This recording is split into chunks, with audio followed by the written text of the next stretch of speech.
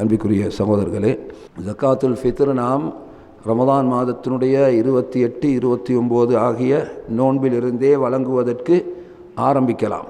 ஆனால் இருந்தாலும் சிறந்த நேரம் எதுவென்று கேட்டால் ஷவ்வால் பிறை தென்பட்ட பிறகுதான்.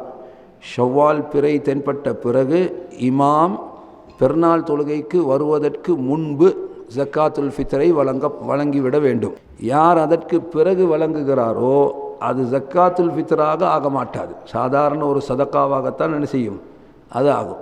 சில சகோதரர்கள் நாட்டில் ஜக்காத்துல் ஃபித்ர் கொடுக்குறவங்களா இருப்பாங்க. அப்போ நாட்டில் ஜக்காத்துல் ஃபித்ர் கொடுக்கறதா இருந்தால் இங்கே பிறை கண்ட பிறகு அறிவித்து நம்ம என்ன செய்யலாம், அங்கே கொடுக்குமாறு சொல்லலாம். என்ற ரமதான் மாதத்தினுடைய கடைசி 2 தினங்களில் கூட ஜக்காத்துல் ஃபித்ர் வழங்குவதற்கு அனுமதி இருக்கின்றது. எனவே அவங்க இங்கே பிறை கண்ட பிறகு அங்கே கொடுத்தாலும் நோன்பு 29 தான் என்ன செய்வாங்க, கொடுப்பவர்களாக இருப்பார்கள். அதனால் நாட்டில் கொடுக்கறதா இருந்தாலும் பிரச்சனை இல்லை. சகோதரர்களே, இங்கே வழங்கலாமா என்றால் ஆம், நாங்கள் இருக்கிற இந்த நாட்டிலையும் எத்தனையோ ஏழைகள் இருக்கிறாங்க. சில கேம்புகளுக்கு போனீங்கன்னு சொன்னால் சாப்பாட்டுக்கு கூட வசதி இல்லாமல் மக்கள் இருக்கிறாங்க. அப்போ எனவே எங்களுடைய ஜக்காத்துல் ஃபித்ர் அரிசியை நாங்கள் கலெக்ட் பண்ணி என்ன செய்யலாம், அவர்களுக்கு வழங்கி வைக்கலாம். இப்போ சிலர்களுடைய கேள்வி, ஜக்காத்துல் ஃபித்ர் வழங்குறதோட அதோட சேர்த்து ஏதாவது கொடுக்கலாமா, சும்மா வெறும் அரிசியை மட்டும் கொடுத்தா அரிசியை மட்டும் ஆக்கி தின்னலுமா, அதோட ஒரு கறியை இறைச்சியை, அது தாராளம். சொல்லப்பட்ட அளவு இவ்வளவு தான். அதை தாண்டி நீங்கள் என்ன கொடுக்கறதா இருந்தாலும் என்ன செய்யலாம், அது எல்லாமே சதக்கால அடங்கும். தாராளமாக என்ன செய்யலாம்,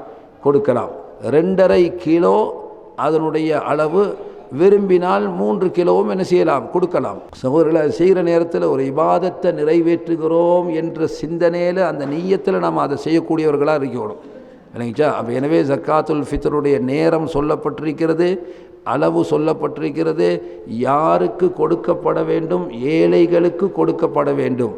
எனவே யாருக்கு கொடுக்கப்பட வேண்டும் என்ற வரையறையும் மார்க்கத்தில் சொல்லப்பட்டிருக்குது.